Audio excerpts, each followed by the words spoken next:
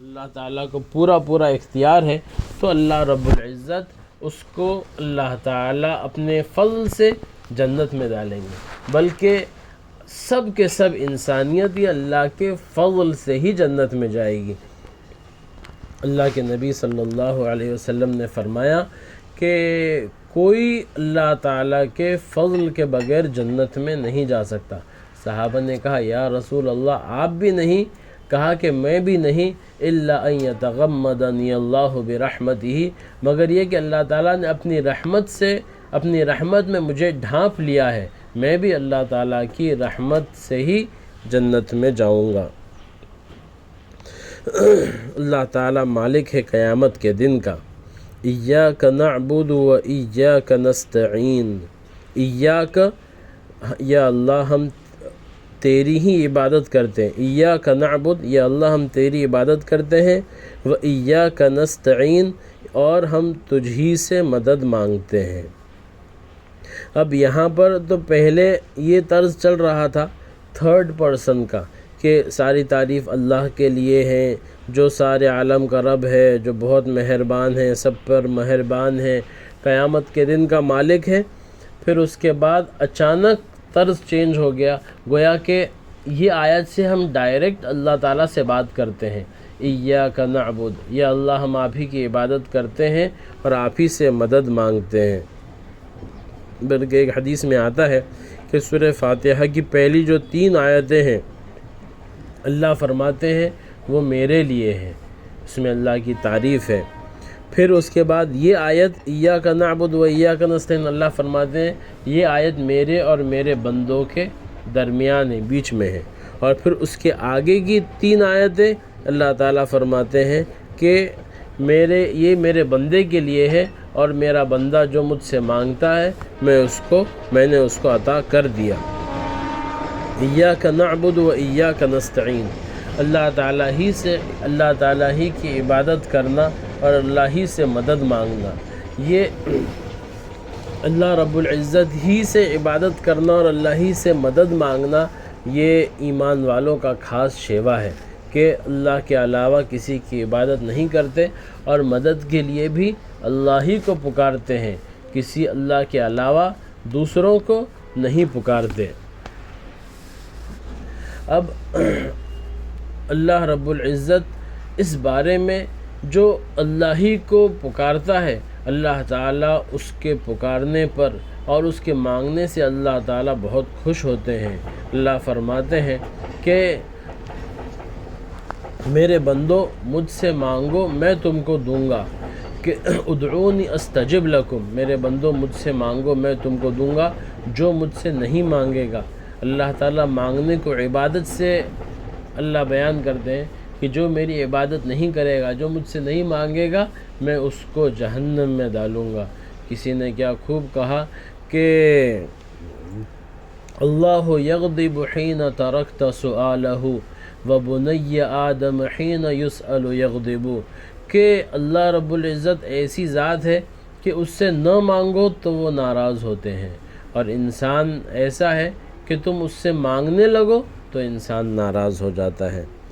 تو اللہ تعالیٰ کو مانگنا، اس سے مانگنا اللہ تعالیٰ کو بہت پسند ہے۔ حدیث میں آتا ہے من فتح لہ ابواب الدعاء فتح لہ ابواب الرحمہ، اللہ تعالیٰ نے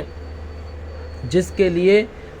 دعا کا دروازہ کھول دیا، یعنی اللہ تعالیٰ جس کو دعا کی توفیق عطا فرمائے اور جس کے لیے دعا کا دروازہ کھل گیا، سمجھو اس کے لیے اللہ کی رحمت کا دروازہ کھل گیا۔ یعنی جو بار بار اپنے ہر معاملے میں ہر چیز میں اللہ سے مانگتا رہتا ہے، اللہ تعالیٰ کو خوشی ہوتی ہے۔ انسانوں کے جیسا معاملہ نہیں ہے کہ کیا چھوٹی چھوٹی چیز مانگتے ہو، بلکہ ہر چھوٹی چیز کو اللہ تعالیٰ سے مانگنا یہ اللہ تعالیٰ کے ساتھ نسبت اور تعلق اور اللہ تعالیٰ کے ساتھ ایک خاص لگاؤ پیدا کرتی ہے۔ بلکہ بعض اللہ والے تو یہ اللہ سے نسبت بنانے کا، تعلق بنانے کا یہ بہت آسان اور مزیدار ذریعہ بتاتے ہیں کہ اپنی جو بھی چیزیں ہیں صبح شام دن رات جس وقت بھی ہے اپنے اندر ہی اندر دعا کرنے کے لیے کسی کو ہاتھ اٹھانے کی بھی ضرورت نہیں ہے، دل ہی دل میں دعا کرے گا تو وہ دعا کرے گی تو اللہ تعالیٰ دلوں کے حال سے واقف ہے، اللہ تعالیٰ دلوں کے بھید کو جانتے ہیں۔ جو دل میں دعا کرے گا اللہ تعالیٰ اس کی دل کی دعا کو بھی سنتے ہیں۔ تو جس وقت بھی ہو ایک انسان کے اندر ہمیشہ اللہ تعالیٰ سے بات کرنے کا ملکہ پیدا ہو جاتا ہے۔ صرف یہی نہیں کہ مخصوص اوقات میں، بلکہ بعض اوقات میں تو اللہ تعالیٰ کے لیے ایسے مواقع ہوتے ہیں جو خاص قبولیت کے ہوتے ہیں، تو اس وقت میں خاص طور پر جب آدمی کی دعا لگتی ہے تو پھر اس کو بڑی بڑی چیز بہت آسانی سے مل جاتی ہے۔ اس وجہ سے حضرت مفتی تقی عثمانی دامت برکاتہم اپنے شیخ حضرت عارفی رحمۃ اللہ علیہ کا بتایا کرتے تھے کہ حضرت بتاتے تھے کہ حضرت عارفی حضرت حکیم الامت مولانا اشرف علی تھانوی رحمۃ اللہ علیہ کے خلیفہ تھے۔ وہ بتاتے کہ اللہ تعالیٰ سے تعلق پیدا کرنے کا اور تعلق مضبوط کرنے کا بہت آسان ذریعہ ہے کہ صبح شام جس چیز کی ضرورت ہو دل ہی دل میں اللہ تعالیٰ سے مانگتے رہو کہ یا اللہ مجھے گھر کے لیے یہ چیزوں کی ضرورت ہے، مجھے یہ چیز عطا فرما، مجھے گھر چاہیے گھر عطا فرما، یا اللہ مجھے یہاں جانے کا شوق ہو رہا ہے یہ عطا فرما، یا اللہ مجھے گھر میں یہ چیز صوفہ سیٹ کی ضرورت ہے وہ عطا فرما، یا اللہ مجھے فلاں برتن کی ضرورت ہے یہ عطا فرما، یا اللہ میرے بچوں کو نیک بنا، یا اللہ میرے بچوں کی تربیت کا انتظام فرما۔ تو انسان کو تو اللہ تعالیٰ نے محتاج بنایا ہے اور ضرورتیں اس کے ساتھ ہمیشہ لگی ہوئی ہے اور ہزاروں ضرورتیں لگی ہوئی ہے۔ تو جب اللہ تعالیٰ سے وہ اس طرح کی باتیں شروع کرے گا، ایک بعض حضرات نے تو مستجاب الدعوات ہونے کا یہ گر بتایا ہے کہ جو زیادہ دعا کرتا ہے اس کی دعائیں بھی زیادہ قبول ہوتی ہیں۔ تو اس کے اندر یہ ہے کہ صبح شام اللہ تعالیٰ سے دعا مانگتے رہنا، اندر ہی اندر اللہ تعالیٰ سے اسی ادھیڑ بن میں لگے رہنا، لوگوں کے سامنے سوال کر کے ذلیل ہونا اور شرمندگی اٹھانا اس سے بہت بہت بہتر اس ذات پاک سے کرنا جو مانگ کر خوش بھی ہوتا ہے اور جس نے خود اس کا حکم فرمایا ہے۔ اب جو آدمی جو آفیسر خود کہے کہ ارے بھائی یہ کام تمہارا کرنا ہے تو میرے پاس اس کا ریکویسٹ دے دو، میں تمہارا کام پورا کروں گا، تو آدمی کو یقین ہو جاتا ہے کہ اب اگر میں اس کے پاس دوں گا تو وہ میرا کام ضرور کرے گا۔ اور سورہ فاتحہ خود دعا ہے، گویا کہ اللہ تعالیٰ اپنے بندوں کو ریکویسٹ فارم دے رہے ہیں کہ خالی اس پر تم یہ فارم کا فارمیٹ بھی گویا کہ اللہ تعالیٰ نے خود ہی بنا کے دیا کہ انسان کو اس کی مشقت بھی نہیں اٹھانے دی کہ کس انداز میں دعا کرے، اتنے بڑے بارگاہ کے آداب بجا لاتے ہوئے کس طرح اتنے بڑے آداب کو بجا لاتے ہوئے کس طرح ہم اللہ تعالیٰ سے مانگے۔ جیسا کہ کئی کافروں کا یہ نظریہ ہو گیا کہ اللہ تعالیٰ تو بہت بڑے ہیں، اللہ تعالیٰ کے سامنے ہم کیسا یہ کر سکتے ہیں۔ تو ایسا کرتے ہیں کہ جو نیک بندے اللہ تعالیٰ کے قریب ہوئے ہیں ان کا پتلا بناتے ہیں اور ہم ان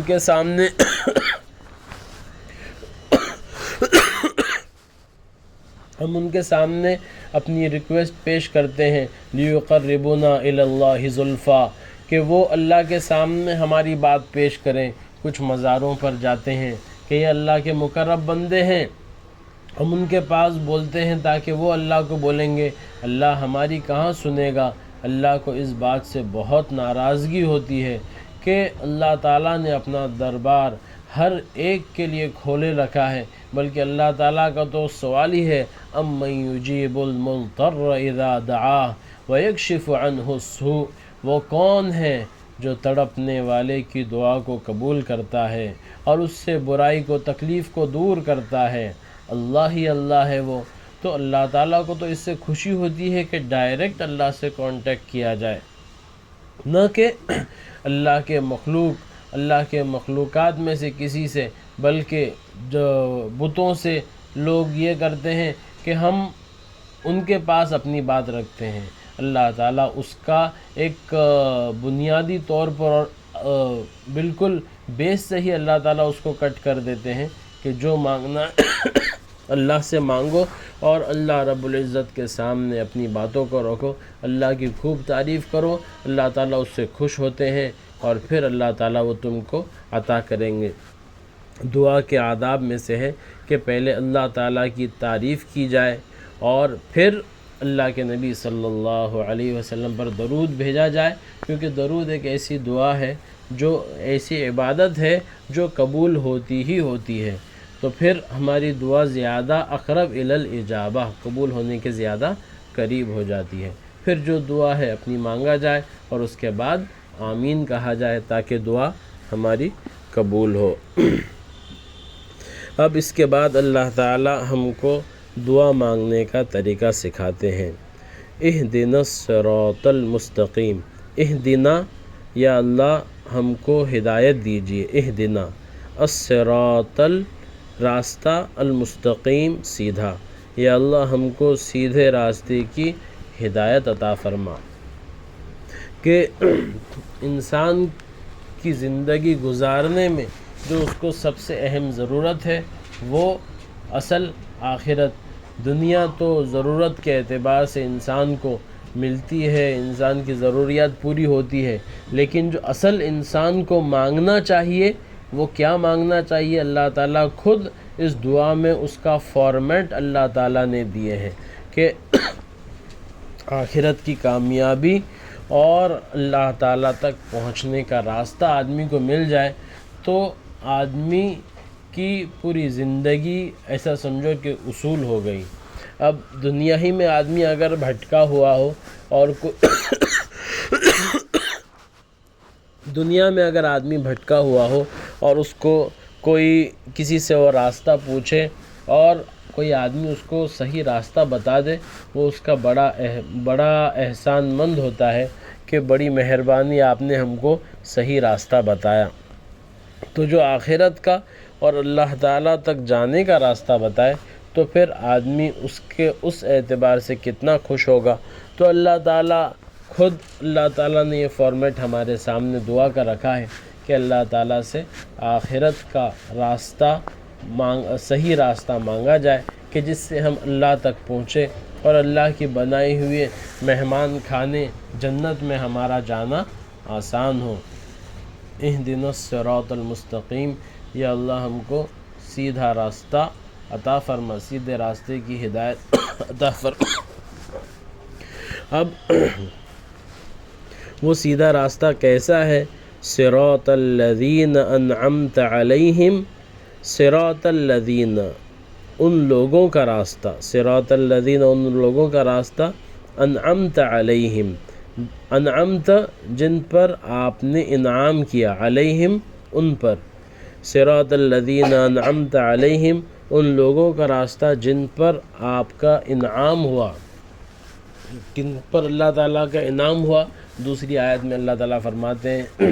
انعمت علیہم من النبیین والصدیقین والشہداء والصالحین وحسن اولئک رفیقا، کہ اللہ کے نبی اور اللہ کے سچے بندے صدیقین والشہداء اور اللہ کے راستے میں اپنے جانوں کو قربان کرنے والے، والصالحین اور اللہ کے نیک بندے، اور ان کا ساتھ بہت ہی بہترین ساتھ ہے جن پر اللہ تعالیٰ کا انعام ہوا، یا اللہ ان لوگوں کا راستہ ہمیں عطا فرما۔ غیر المغضوب علیہم، غیر المغضوب ان لوگوں کا راستہ نہیں جن پر آپ کا غضب نازل ہوا، المغضوب علیہم جن پر آپ کا غضب نازل ہوا۔ یہ مغضوب علیہم کون لوگ ہیں؟ یہ یہود لوگ ہیں کہ ان پر اللہ تعالیٰ کا غضب اور اللہ کا غصہ نازل ہوا، ولا الضالین اور ان لوگوں کا بھی راستہ نہیں جو راستے سے بھٹک گئے، راستہ چلتے چلتے انہوں نے راستہ چھوڑ دیا، راستے سے بھٹک گئے، ان لوگوں کا بھی راستہ نہیں۔ یہ کون ہے؟ یہ کرسچنز لوگ ہیں۔ تو اللہ دعا کے اندر فرماتے ہیں اللہ ہم کو ان لوگوں کا راستہ عطا فرما جن پر آپ نے نعمت فرمائی، نہ یہودیوں کا راستہ، نہ ان لوگوں کا راستہ جن پر آپ کا غصہ نازل ہوا، غضب نازل ہوا، یہودیوں کا بھی راستہ نہیں، ولا الضالین اور اسی طرح کرسچنز جو راستے سے بھٹک گئے، کرسچنز ان لوگوں کا بھی راستہ ہمیں نہ بتلا۔ اب سورہ فاتحہ یہ ایسی عظیم سورت ہے کہ اس کے بارے میں آتا ہے کہ جتنی بھی اللہ تعالیٰ نے پہلے ہی کتابوں میں اللہ تعالیٰ نے جو کچھ نازل کیا ہے، یہ اللہ تعالیٰ نے پورا کے پورا تمام قرآن مجید میں اللہ تعالیٰ نے اتارا. یعنی پچھلے جو لوگوں کو اللہ تعالیٰ نے اپنی کتابوں میں عطا کیا تھا، اللہ رب العزت نے تمام کا گویا کہ ایک سمری ہم کو قرآن مجید میں عطا کرا، اور پورے قرآن کا خلاصہ گویا کہ اللہ رب العزت نے سورہ فاتحہ میں اللہ تعالیٰ نے اس کو جمع فرمایا ہے. تو سورہ فاتحہ گویا کہ پورے قرآن کی سمری ہو گئی. اور بخاری شریف کی حدیث ہے، لا صلاۃ الا بفاتحۃ الکتاب، کہ نماز میں جو سورہ فاتحہ نہ پڑھے اس کی نماز ہی نہیں. اس وجہ سے سورہ فاتحہ کو نماز میں پڑھنا واجب اور ضروری ہے. اور یہ ایسی عظمت والی اور اللہ تعالیٰ اور ایسے خزانے اس کے اندر ہے سورہ فاتحہ. یہ کئی بیماریوں کے لیے بھی شفا ہے، جیسا کہ خود پورا قرآن شفا ہے، تو کئی مرتبہ یہ 7 مرتبہ سورہ فاتحہ پڑھنا یہ کئی بڑی بڑی بیماریوں کے لیے شفا ہوتی ہے. ایک مرتبہ صحابہ رضی اللہ عنہم اجمعین کی ایک جماعت ایک گاؤں میں چلی گئی. اب گاؤں والوں سے کہا، اس وقت ہوٹل وغیرہ تو نہیں ہوتے تھے، جب کوئی مہمان آتا تھا تو گاؤں والے ان کی مہمان نوازی کرتے تھے. تو جب صحابہ کی جماعت گاؤں میں گئی اور وہ گاؤں والے مسلمان نہیں تھے، تو ان سے کہا گیا کہ ہماری مہمانی کرو گے، تو انہوں نے انکار کیا کہ ہم تمہاری مہمان نوازی نہیں کریں گے. ٹھیک ہے، تو یہ لوگ خاموش ہو گئے. ابھی ایسا ہوا کہ رات میں ان کے سردار کو ایک سانپ نے ڈسا. سانپ نے ڈسنے کے بعد وہ بہت پریشان ہوا، تلملاتے رہے، بہت اس کا علاج وغیرہ کی کوشش کی گئی، لیکن کچھ فائدہ نہیں ہوا. تو ان میں سے کوئی آیا صحابہ کی جماعت کے پاس اور کہنے لگا کہ کیا تم میں کوئی جھاڑ پھونک کرنے والا ہے، کوئی رقیہ کرنے والا ہے؟ ہمارے سردار کو ایک سانپ نے ڈس لیا ہے اور وہ بہت پریشان ہے. تو صحابہ تو ایسے ہی خیر خواہ لوگ تھے، لیکن انہوں نے کہا کہ چونکہ رات میں تم نے ہماری مہمان نوازی سے انکار کیا تو اب ہم کیسے رہیں گے، لہٰذا جب تک تم اس پر ہم کو کوئی اجرت نہ دو، ہمیں رقیہ کرنا تو آتا ہے لیکن اگر کوئی اجرت نہیں دو گے تو ہم نہیں کریں گے. تو ٹھیک ہے، انہوں نے کہا کہ ہم تم کو ایک پورا بکری کا ریوڑ دیں گے. تو ایک صحابی گئے اور انہوں نے ان کو رقیہ کیا اور کچھ پڑھ کے دم کیا، تو وہ جو سانپ کے ڈسے ہوئے تھے ان کو شفا مل گئی، اچھے ہو گئے. جب اچھے ہو گئے تو انہوں نے پھر جو صحابہ کی جماعت تھی ان کو ایک پورے بکری کا ریوڑ، جس میں ایک بخاری کے ایک روایت میں آتا ہے کہ 30 بکریوں کا ریوڑ دیا، اور بعض روایت میں ہے کہ 120 بکریوں کا ریوڑ دیا. پھر جو دوسرے صحابہ تھے انہوں نے کہا کہ جب تک ہم رسول اللہ سے پوچھ نہیں لیں گے ہم اس میں سے کچھ نہیں کھائیں گے. تو جب رسول اللہ صلی اللہ علیہ وسلم کے پاس گئے اور پورا واقعہ سنایا کہ ایسا ایسا ہوا تھا یا رسول اللہ، تو کیا ہم اس کو لے سکتے ہیں؟ تو اللہ کے نبی صلی اللہ علیہ وسلم نے فرمایا، ان خیر ما اخذتم علیہ اجرا کتاب اللہ، او کما قال علیہ الصلاۃ والسلام، کہ بہتر. تو اللہ کے نبی صلی اللہ علیہ وسلم نے پہلے پوچھا کہ تم نے کیا پڑھ کے دم کیا؟ تو انہوں نے کہا کہ میں نے یا رسول اللہ میں نے سورہ فاتحہ پڑھا ان کے اوپر. تو آپ صلی اللہ علیہ وسلم کو تعجب ہوا، کہا کہ تم کو کیسے پتہ چلا کہ یہ اتنا یہ رقیہ ہے؟ تو خیر اللہ کے نبی صلی اللہ علیہ وسلم نے خوشی کا اظہار کیا اور کہا کہ وہ بہترین چیز جس پر تم اجر لو کتاب اللہ ہے، یعنی کتاب اللہ کے عوض میں جو ملنے والا اجرت ہے وہ بھی بہترین ہوتا ہے، لہٰذا تم بھی لو اور اس میں سے میرا بھی ایک حصہ رکھو، اللہ کے نبی صلی اللہ علیہ وسلم نے فرمایا. تو یہ بہت شفا بھی ہے. ایک مرتبہ حضرت پیر ذوالفقار صاحب دامت برکاتہم امریکہ میں جب ان کا قیام تھا اور وہاں رہتے تھے، تو اس وقت بعض علماء اور بعض حضرات آئے اور کہا کہ یہاں پر حضرت یہاں پر انٹر فیتھ کانفرنس ہوتا ہے، اس میں ہوتا ہے کہ سب الگ الگ مذہب کے لوگ آتے ہیں اور اس کے اندر سب اپنے اپنے مذہب کی باتیں کرتے ہیں۔ اب ایسا ہوتا ہے تو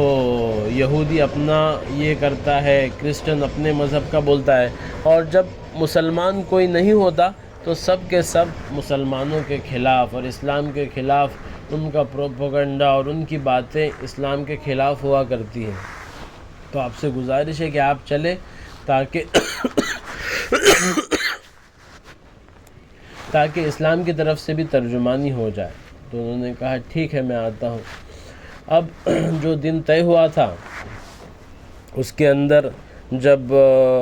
حضرت پیر صاحب وہاں پر گئے تو پہلے تو سب نے دیکھ کر سب کو تعجب ہوا، پھر بعد میں جب ان کی کچھ باتیں ہوئی اور پھر بعد میں یہ ہوا کہ اب اگلے میٹنگ کا، اگلے انٹر فیتھ کانفرنس کا ایجنڈا کیا ہو۔ تو انہوں نے یہ طے کیا کہ سب سے مشورہ لیتے رہے۔ اب ان کو بھی پوچھنے لگے، انہوں نے حضرت پیر صاحب کہتے کہ میں نے اپنا نام احمد لکھایا، میرا نام تھا ذوالفقار احمد، تو میں نے اس کا احمد نام لکھایا تاکہ ان کافروں کے سامنے محمد رسول اللہ کا نام بھی ایک اثر رکھے گا۔ خیر انہوں نے پوچھا کہ مسٹر احمد تمہاری کیا رائے ہے، کیا ہونا چاہیے؟ تو حضرت پیر صاحب نے کہا کہ ہر قوم کے پاس، ہر مذہب والے کے پاس جو ورڈ آف گاڈ ہو وہ پیش کرے آ کے، کیونکہ انٹر فیتھ کانفرنس تھا، ریلیجیس کانفرنس تھا، مذہبی کانفرنس تھا، تو ہر ایک کے پاس جو ورڈ آف گاڈ ہو، اپنے بنانے والے، اپنے مالک کا، جو خود ان کی بات ہو، مالک کا کلام ہو، اس کو پیش کرے۔ تو سب نے اس کو پسند کیا کہ ہاں بہت اچھی رائے ہے، اسی کو یہ کرتے ہیں۔ اب وہ کہتے ہیں کہ آئندہ مرتبہ جب کانفرنس ہوئی تو اس وقت جب میں آیا تو سب بات ہوئی کہ چونکہ آپ ہی نے یہ رائے دی تھی تو لہٰذا آپ ہی اس کو شروعات کرے۔ تو انہوں نے کہا ٹھیک ہے۔ تو حضرت نے کہا کہ میں نے یہی سوچا کہ چونکہ پورا کتابوں کا خلاصہ قرآن مجید میں آ گیا ہے اور تمام قرآن میں جو ہے اس کا خلاصہ سورہ فاتحہ کے اندر آ گیا ہے، تو سورہ فاتحہ کو میں نے ترجمے کے ساتھ وہاں پر سنایا۔ اب جب میری باری ہو گئی تو اس کے بعد جو کرسچن پادری تھا، پریسٹ تھا، اس کا نمبر آیا۔ اب ان کے یہاں ایک وعظ اور تقریر مشہور ہے کہ اگر کوئی تمہارے پاس تم کو ایک گال پر لافہ مارے تو اس کے سامنے دوسرا گال بھی آگے کر دو۔ وہ اس کو بڑے زور شور سے سنانے لگا۔ تو میں نے اپنا ہاتھ اٹھایا اور کہنے لگا کہ I want to share something with my friend, مجھے کچھ ان سے بات کرنا ہے۔ بولے کیا؟ تو وہ حضرت کہنے لگے کہ ہمارے درمیان تو یہ طے ہوا تھا کہ ہر ایک کے پاس جو اللہ کا کلام ہے، اپنے بنانے والے کا، اپنے ورڈ آف گاڈ ہے، وہ ہم کو سنانا ہے۔ تم نے تو قصہ کہانی سنانا شروع کر دیا۔ کہنے لگے کہ میرا یہ کہنا تھا کہ وہاں پر پن ڈراپ سائلنس ہو گیا، کئی دیر تک خاموشی تھی، کچھ آواز نہیں، سناٹا، کوئی جواب نہیں دے رہا۔ پھر وہ جو یہودی وہاں پر پادری تھا، وہ بہت تیز آدمی تھا، وہ کھڑا ہوا اور کہنے لگا کہ mister Ahmed, let me tell you one thing crystal clear, ایک مجھے صاف صاف بات تم سے کہنا ہے، وہ یہ ہے کہ آج کے زمانے میں پوری دنیا میں اگر وہ کہنے لگا کہ آج کے زمانے میں پوری دنیا میں اگر کسی کے پاس ورڈ آف گاڈ یعنی اپنے بنانے والے کا کلام من و عن پوری اسی طرح محفوظ ہے تو وہ مسلمان ہے اور ان کے پاس قرآن محفوظ ہے۔ تو کہتے ہیں کہ حق وہ ہے جس کی دشمن بھی گواہی دے۔ تو آج غیر بھی اس بات کو مانتے ہیں اور اس کا یقین رکھتے ہیں کہ مسلمانوں ہی کے پاس آج ورڈ آف گاڈ محفوظ ہے، باقی جو تحریفات ہیں ہر ایک کو ان کی بھی معلوم ہے، بلکہ اس بارے میں تو کئی کوششیں کی گئی کہ الگ الگ بائبل کے نسخے کو جب جمع کیا گیا تو ہر جگہ کا، ہر علاقے کا، ہر ایڈیشن میں الگ الگ چیزیں ملی، یعنی کوئی دو ایڈیشن بالکل ایک طرح نہیں ہے۔ جو دو الگ پرنٹنگ پریس سے چھپتے ہیں، اس کے اندر کچھ الگ باتیں، اس کے اندر کچھ الگ باتیں، ایسے کئی خرافات انہوں نے اندر جمع کر دی۔ اس لیے حدیث میں آتا ہے لا تصدقوہم ولا تکذبوہم، اللہ کے نبی صلی اللہ علیہ وسلم نے فرمایا کہ بنی اسرائیل کی جو باتیں ہیں، ان کی کتابوں کی باتیں ہیں، تورات انجیل کی باتیں ہیں، اس کی نہ تصدیق کرو نہ تکذیب کرو، یعنی یہ بھی مت کہو کہ سچ ہے اور یہ بھی مت کہو کہ جھوٹ ہے، کیونکہ ممکن ہے اگر تم جس کو کہو گے کہ جھوٹ ہے وہ حقیقت میں اللہ کا نازل کی ہوئی چیز ہو، اور جس کو تم کہو گے کہ سچ ہے تو ممکن ہے کہ وہ ان کی ملائی ہوئی تحریفات میں سے ہو، تو لہٰذا ان کو نہ تصدیق کرو نہ تکذیب کرو۔ اب جو الگ الگ نسخے ان کی کتابوں کے ملائے جاتے ہیں، ملائے گئے تو اس کو الگ الگ اس کے اندر فائنڈنگز ملے اور اس کے اندر بہت اختلاف ملا، لیکن خود انہوں نے، یہ تو ان کو بہت بات کھلتی ہے کہ مسلمانوں کا قرآن ابھی تک محفوظ کیسا ہے، اور ظاہر ہے کہ جب اللہ تعالیٰ نے خود اس کی حفاظت کا ذمہ لیے ہیں، اللہ تعالیٰ ہی اس کی حفاظت کرتے ہیں۔ اللہ قرآن میں فرماتے ہیں اِنَّا نَحْنُ نَزَّلْنَا الذِّكْرَ وَإِنَّا لَهُ لَحَافِظُونَ، کہ قرآن کو ہم نے نازل کیا ہے اور ہم ہی اس کی حفاظت کریں گے۔ اب جب قرآن کی حفاظت کا اللہ نے ذمہ لیا ہے تو اس کے لیے الگ الگ اللہ تعالیٰ کے لشکر ہیں، حفاظوں کا لشکر قرآن کے الفاظ کی حفاظت کرتا ہے، علماء کا لشکر قرآن کے معنی کی حفاظت کرتا ہے، اور اس کے اندر مفسرین قرآن کی تفسیر کی حفاظت کرتے ہیں، محدثین حدیث کے اعتبار سے حفاظت کرتے ہیں، لہٰذا پورا اللہ تعالیٰ کا عاملہ اور اللہ تعالیٰ کا نظام ایسا ہے کہ ہر چیز بلکہ زیر زبر بھی محفوظ ہے۔ اب انہوں نے کئی علاقوں سے الگ الگ قرآن کے نسخوں کو جمع کیا اور انہوں نے دیکھا کہ اس کے اندر زیر اور زبر کا بھی فرق نہیں ملا، ان کو بہت تعجب ہوا۔ اب انہوں نے قرآن کو مٹانے کے لیے پھر اتنی کوشش کی کہ کئی ہزار قرآن کے نسخے انہوں نے الگ الگ علاقوں سے خرید کر اس کو جمع کر کے انہوں نے اس کو جلایا تاکہ دنیا سے قرآن ختم ہو جائے، لیکن پھر جب دیکھا کہ 7-8 سال کے 10 سال کے معصوم بچے قرآن مجید کو حفظ کرنے والے اور قرآن کی حفاظت کرنے، قرآن ان کے سینے میں محفوظ ہے، تو وہ اس بات سے عاجز آ گئے۔ بلکہ ایک مرتبہ حضرت پیر ذوالفقار صاحب کا وہاں پر رشیا کے سفر پر جانا ہوا تو ان کے سامنے ایک چھوٹے بچے کو لایا گیا اور کہا گیا کہ یہ حافظ قرآن ہے، اور تو انہوں نے ان کے پاس ایک پاکٹ سائز کا قرآن تھا، اس کو وہ بچے کے پاس دیا۔ جب اس بچے کے پاس اس پاکٹ سائز قرآن کو دیا تو بچہ اس کو الٹ پلٹ کر تعجب سے دیکھنے لگا۔ ان کو تعجب ہوا کہ یہ حافظ قرآن ہے اور پھر قرآن کو پڑھ نہیں پاتا ہے، تو وہ وہاں کے جو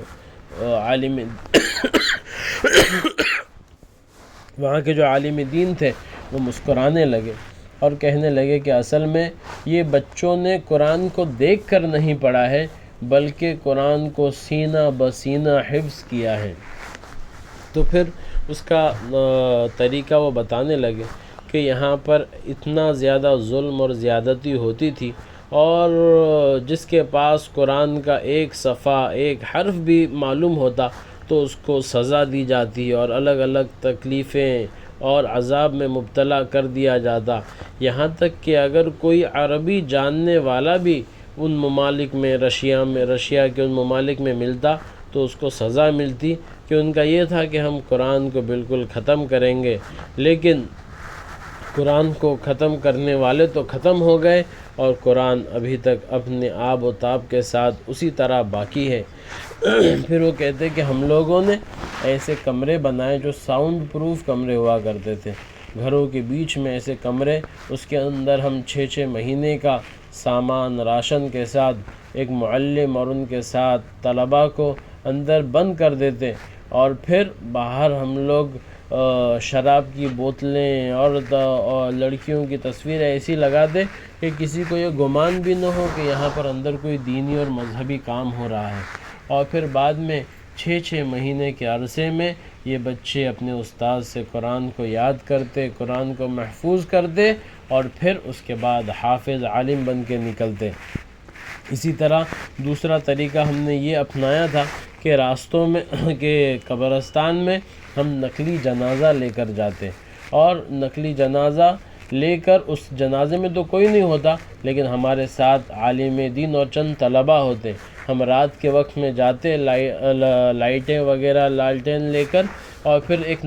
قبر کھودی بھی رہتی، ہم اس کے اندر اگر کوئی ان کا حکومت کا ایجنسی کا آدمی اطراف میں نہ ہو تو ہم ان لوگ دونوں کو اندر قبر کے اندر اتارتے۔ اب یہ عالم دین ان بچوں کو قرآن کی تعلیم دیتے رہتے۔ جیسے ہی احساس ہوتا کہ کوئی پولیس والا، کوئی ان کا انٹیلیجنس کا آدمی آ رہا ہے، تو ہم ان لوگوں کو باہر نکالتے اور جلدی سے مٹی ڈال کے قبر کو برابر کرتے۔ جب وہ آتا پوچھتا ہو گئی تدفین، ہم لوگ بولتے ہاں ہو گئی، وہ کچھ بول کے چلا جاتا تو پھر ہم لوگ بھی ساتھ میں چلے جاتے۔ جب وہ دور چلا جاتا تو پھر واپس آتے، دوسری قبر جو کھودی بھی ہوتی اس کے اندر اتار کے استاد اپنے بچوں کو قرآن کی تعلیم دیتے۔ اس مشقت سے ہم لوگوں نے اپنے بچوں کو قرآن یاد کرایا تاکہ ہمارے علاقوں میں قرآن سے بالکل بچے محروم نہ ہو جائے۔ میری بہنوں، اتنی مشقت کے ساتھ ان لوگوں نے قرآن کو باقی رکھا۔ آج ہم قرآن مجید کے ساتھ اتنی آسانیوں کے باوجود میں کیا معاملہ کرتے ہیں؟ قیامت کے دن اللہ کے نبی فرماتے ہیں وقال الرسول ان قوم اتخذوا هذا القرآن مہجورا، رسول قیامت کے دن شکایت کریں گے کہ یا اللہ، میری قوم نے قرآن کو چھوڑے رکھا تھا۔ اس وقت کیا جواب دے سکتے ہیں؟ ہم اپنے بچوں کے بارے میں اس بارے میں فکر مند ہو، تربیت کریں۔ آج ساری زبانیں ہم سیکھتے ہیں، انگلش، ہندی، سنسکرت، مراٹھی، ایک مظلوم زبان ہے جو عربی زبان ہے، جو ہم کو نہ سیکھنے کی فرصت ملتی ہے، نہ اپنے بچوں کو سکھانے کی فرصت ملتی ہے۔ اللہ تعالی ہم کو توفیق عطا فرمائے، اور اللہ تعالی ہم کو قرآن کے ساتھ شوق عطا فرمائے۔ اس کے بعد بسم اللہ الرحمن الرحیم سورہ بقرہ کا ابتدا ہوتا ہے۔ سورہ بقرہ یہ 40 رکوع کی صورت ہے، اس کے اندر 286 آیتیں ہیں۔ سورہ بقرہ کے بارے میں آتا ہے کہ جس گھر میں سورہ بقرہ پڑھا جائے شیطان اس گھر سے بھاگ جاتا ہے۔ اس کی شروعات ہوتی ہے بسم اللہ الرحمن الرحیم الف لام میم ذالک الکتاب لا ریب فیہ ھدی للمتقین۔ یہ ترتیب کے اعتبار سے پہلی صورت ہے۔ الف لام میم، ان کو حروف مقطعات کہتے ہیں، یعنی الگ الگ حروف، یہ ایک ساتھ ملائے ہوئے حروف نہیں ہیں، ان کو علم نہیں پڑھ سکتے، بلکہ الف لام میم یہ تینوں کو الگ الگ پڑھا جاتا ہے۔ یہ اس کا معنی یہی مشہور ہے کہ اس کا معنی اللہ رب العزت کے سوا اور کسی کو معلوم نہیں ہے۔ اللہ رب العزت نے گویا کہ انسان کو اس بات کا اقرار کرایا ہے کہ انسان کی اصل جہالت ہے۔ انسان ہر جگہ کہتا ہے نا کہ آئی نو، یس آئی نو، مجھے سب چیز معلوم ہے۔ قرآن کے ابتدا میں ہی اللہ تعالیٰ اس بات کا اس سے اقرار کرواتے ہیں کہ مجھے معلوم نہیں ہے۔ کسی نے کہا العلم للرحمن جل وعلا وما سواہ فی جہلاتہ یتغمغم، کہ علم تو اللہ ہی کے پاس ہے۔ بڑے بڑے علماء جب ان سے کوئی چیز پوچھا جائے تو بولتے ہیں، اس کے بعد کہتے ہیں واللہ اعلم وعلمہ اتم، کہ حقیقت میں تو اللہ ہی جانتے ہیں اور اللہ ہی کا علم پورا ہے اور مکمل ہے۔ لہٰذا آدمی الف لام میم اس کا معنی حقیقت میں کیا ہے وہ اللہ رب العزت کو ہی معلوم ہے، لیکن یہ ہے کہ اس کے فوائد اور برکات بہت ہیں، خصوصاً جو حروف مقطعات ہیں وہ کئی اس کے اندر لوح کے اندر لکھے جاتے ہیں۔ ذالک الکتاب لا ریب فیہ، یہ ایسی کتاب ہے کہ اس کے اندر کوئی شک نہیں۔ اب یہ کتاب کا اللہ رب العزت کی طرف سے ہونے میں بھی کوئی شک نہیں ہے، اور یہ کتاب کے اندر یعنی قرآن کے اندر اللہ تعالیٰ نے جو توحید بیان کی ہے اس میں کوئی شک نہیں، اللہ تعالیٰ نے پچھلے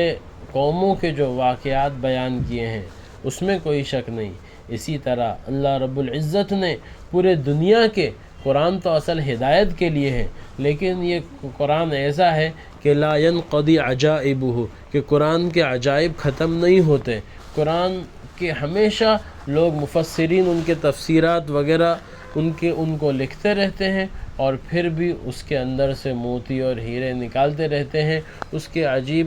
قرآن کا علم کبھی ختم نہیں ہوتا، جس طرح اللہ رب العزت لا محدود ہے، اللہ کا کلام قرآن مجید اس کے بھی علوم اور اس کے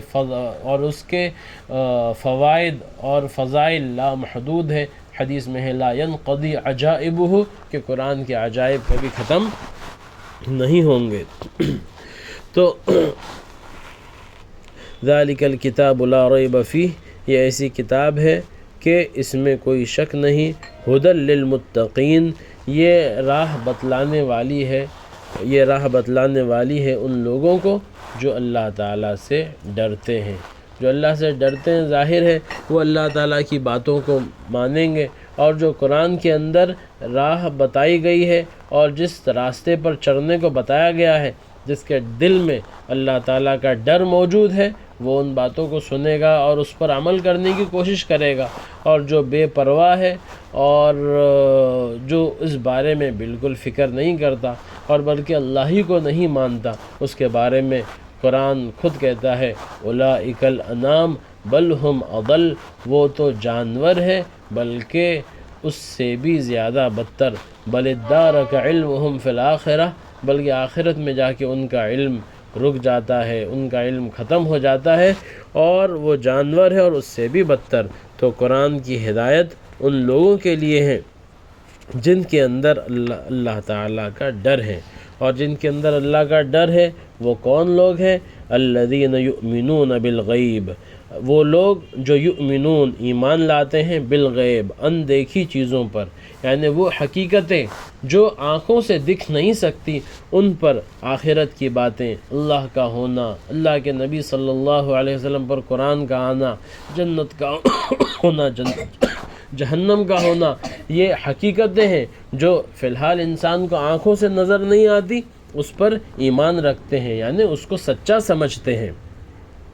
وَيُقِيمُونَ الصَّلَاةَ، اور نماز کو پابندی سے پڑھا کرتے ہیں، نماز کو ہمیشہ پڑھتے ہیں اور اچھے سے پڑھتے ہیں۔ وَمِمَّا رَزَقْنَاهُمْ يُنْفِقُونَ، اور جو ہم نے ان کو دیا ہے اس میں سے اللہ تعالیٰ کو خوش کرنے والے راستوں میں اللہ کی خوشی کے لیے خرچ کیا کرتے ہیں۔